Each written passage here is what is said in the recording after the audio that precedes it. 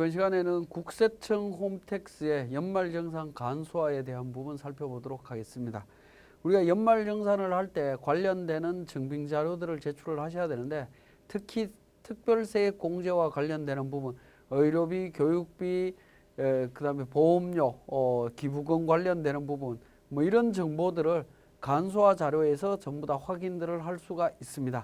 그렇기 때문에 연말정산에 있어서 간소화 자료는 굉장히 중요한 내용을 차지하고 있다고 보셔야 되겠습니다. 그 부분에 대해서 자세히 살펴보도록 하겠습니다.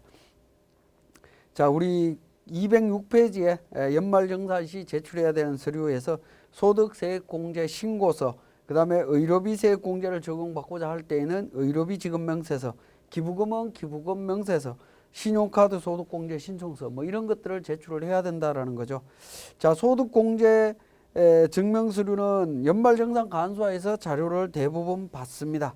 받는데, 자, 207페이지에 보시면 간소화 자료를 이용할 때 주의할 사항이 있습니다. 먼저 소득공제, 세액공제 관련되는 요건은 스스로 검토해야 된다라는 겁니다. 자, 특히 주택자금공제 관련해서 간소화 자료에서 정보를 제공해주고 있는데, 그 정보 제공된 금액을 갖고 그대로 적용하시면 안 되고요. 관련되는 무주택인지 주택의 가격이 어떻게 되는지, 차입금은 언제 했고, 뭐 이런 요건들을 다 따져보셔야 됩니다. 그러고 난 다음에 진행해야 된다라는 거고요. 207페이지에 보시면 참고사항의 내용이 있습니다. 연말정산 간소화 자료는 과세관청의 공적 견해 표명으로 보기 어렵다. 그렇기 때문에 이걸로 인해서 문제가 생겼을 때 가산세 책임은 근로자한테 있다라는 걸 이야기하고 있습니다. 자, 그 다음에 공인인증서 꼭 있어야 됩니다. 공인인증서 없이 안 된다라는 거고요. 간소화 서비스에서 제공되지 않는 자료도 있다라는 겁니다. 대표적인 게 안경이나 콘택트 렌즈 구입한 비용이라든가, 그 다음에 장애인 보장구 관련되는 부분들, 또 교복 구입 관련되는 부분들은 제공되지 않습니다. 그런 부분들 미리 챙기셔야 되고요. 자, 그 다음에 부양가족의 자료도 조회가 가능하다라는 점. 부양가족의 동의가 있으면 근로자가 부양가족의 소득 세액 공제 자료를 조회할 수 있다라고 보시면 되겠습니다. 그리고 19세 미만의 자녀는 그러니까 자녀의 동의 절차 없이 그냥 신청만으로 그냥 조회 가능하다라고 보시면 되겠습니다. 그래서 18년도까지 19세이었던 자녀들은 큰 문제가 없겠습니다만은 2019년도에 20살이 도달하는 자녀들 같은 경우에는 별도로 신청을 하셔야 됩니다. 본인의 동의를 거쳐서 신청을 해야 된다라는 부분 기억을 해 주시고요. 자, 그 다음에 연말정산 간소화에서 제공되는 자료들을 한번 정리를 해보면, 자, 이런 자료들을 제공받을 수가 있습니다. 간소화에서 건강보험 국민연금 자료 제공이 되고요. 보험료 주택자금, 주택마련저축, 연금과 관련되는 부분, 의료비 관련되는 부분 제공이 됩니다. 근데 의료비 관련해서 안경이라든가 장애인 보장구 관련되는 부분들은 제공이 되지 않습니다. 자, 이런 부분들 제공이 되는 것과 제공이 되지 않는 부분을 구분하는 기준을 한번 보면, 자, 보험료라든가 주택자금, 연금, 일반적인 의료비 같은 경우에는 지출할 때 그러니까 상대방이 이미 저에 대한 개인적인 주민등록번호 정보를 다 알고 있는 케이스가 됩니다. 그런데 안경이나 이런 부분들은 알 수가 없죠. 그렇기 때문에 별도로 제공되지 않는다라고 보시면 되겠습니다.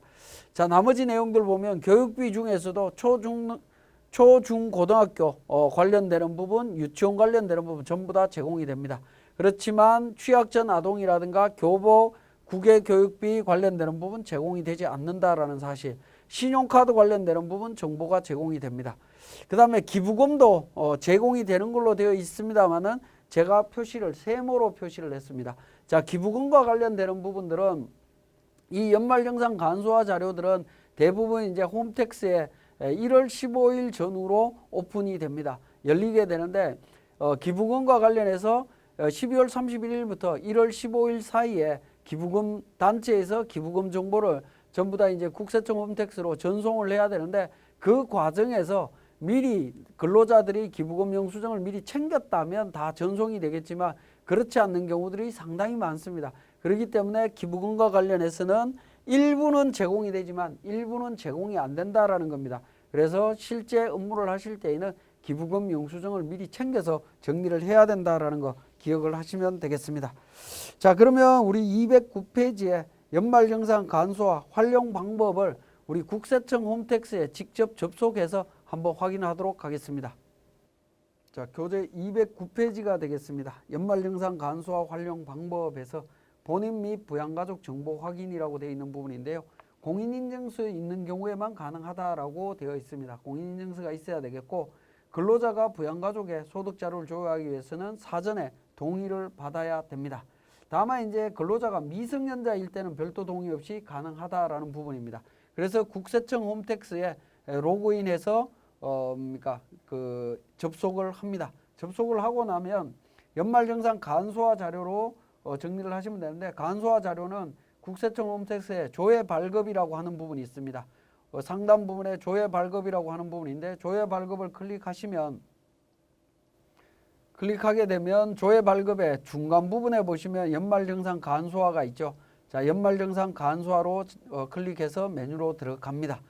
메뉴로 들어가서 보시면 왼쪽에 이용 절차 안내부터 시작해서 공인인증서 로그인, 그 다음에 부양가족 자료 제공 동의 신청, 그 다음에 간소화 자료 PDF 다운로드, 회사 제출, 이 순서대로 진행하면 된다라는 내용들이 있습니다. 여기에 맞춰서 진행하실 수가 있겠습니다. 자, 그 다음에 오른쪽에 보시면 자료 제공 동의 신청에 대한 부분이 있습니다. 본인 인증 수단이 있을 때와 없을 때 관련해서 신청하는 방법이 있습니다. 본인은 공인인증서로 로그인을 했기 때문에 큰 문제가 없습니다만은 부양가족에 대한 부분들은 동의를 받아야 되는데, 동의를 받지 못했다라고 하면 관련되는 정보 순서에 따라서 동의를 받아서 진행하시면 되겠습니다. 자, 그러면 이제 211페이지에 부양가족이 미성년 자녀인 경우에 어떻게 할 거냐는 건데, 19세 미만일 때 별도의 동의 과정 없이 신청하실 수 있습니다.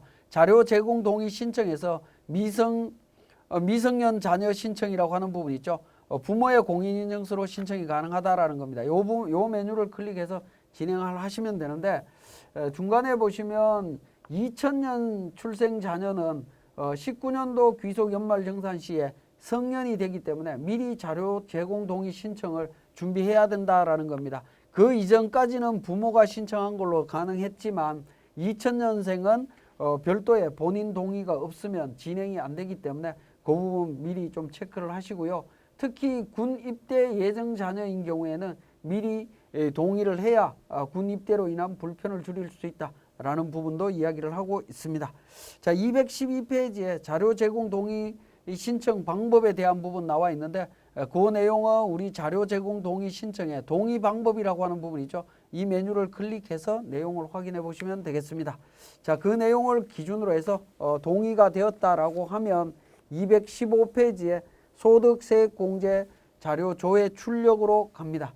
자, 국세청 홈택스에 공인인증서로 로그인을 한 다음에 조회 발급에서 소득세액공제 조회 발급으로 갑니다. 자, 요 메뉴가 우리 교재에 있는 메뉴 내용하고 조금 순서적으로 조금 안 맞는 부분이 있는데, 한번 보시면 그건 참고로 보시고, 자, 일단 보도록 하겠습니다. 부양가족에 대한 자료 제공 동의 신청이라고 되어 있는 부분이 있는데, 신청 버튼을 통해서 신청을 합니다. 자, 본인 인증 신청, 미성년 자녀 신청, 온라인 팩스, 세무서 방문 관련되는 정보들을 등록해서 신청을 하시면 되겠습니다. 자, 조회 발급 쪽에서 다시 들어가도록 하겠습니다.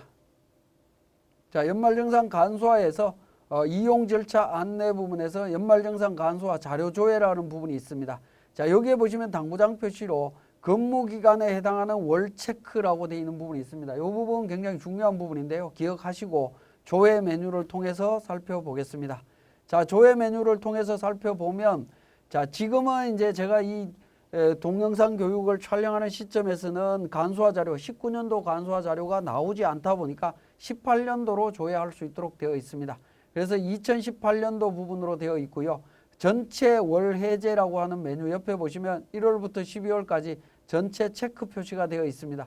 근무 기간 동안 지출한 금액들만 확인을 하시면 되겠습니다. 만약에 1월 달부터 3월 달 사이는 근무를 하지 않았다, 백수로 있었다라고 하면 4월 달부터 체크된 정보를 갖고 확인을 하시면 되겠습니다. 그래서 건강보험, 국민연금, 보험료 하나하나 메뉴를 클릭하시게 되면 관련 지출 정보에 대한 부분들을 전액 다 확인하실 수 있습니다. 그렇게 확인을 하신 후에 이 부분을 자료를 다운로드 받아서 정리를 하시면 되는데요. 한번 클릭해서 확인을 해 보겠습니다. 건강보험료 클릭해서 확인을 하게 되면 건강보험료 납부 금액을 확인하실 수가 있고요. 자, 교육비 관련되는 부분도 클릭을 하게 되면 관련되는 교육비에 대한 정보들을 납입한 금액들을 확인하실 수가 있습니다. 자, 연금계좌도 마찬가지입니다. 연금계좌도 조회를 하게 되면 납입한 금액들을 확인하실 수 있는 부분들이 있습니다.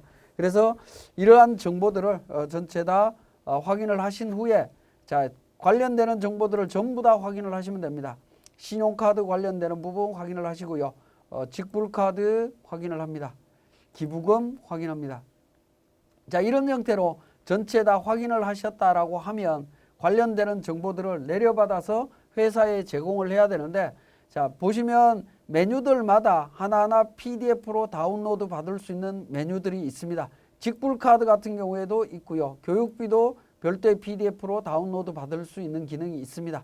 그렇지만 선택한 모든 내용들을 한 번에 내려받기라고 하는 상단 부분에 있는 메뉴를 통해서 PDF로 내려받으시면 됩니다. 내려받으실 때 주의하실 거는 요 문서 열기 암호 설정이라고 되어 있는 부분이 있는데, 암호를 설정하지 않은 상태에서 내려받기를 통해서 파일로 제공받으시면 되겠습니다.